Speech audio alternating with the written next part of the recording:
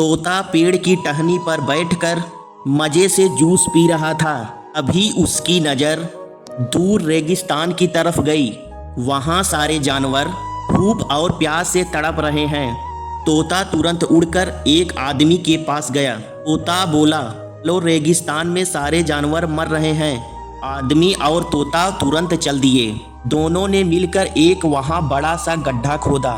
थोड़ी ही देर में बादल छा गए और जोर से बारिश होने लगी और गड्ढा पानी से भर गया। सब जानवर दौड़कर गड्ढे में पानी पीने लगे। तोता आसमान में उड़ता हुआ मुस्कुरा रहा है, लेकिन फिर भी किसी ने लाइक सब्सक्राइब नहीं किया।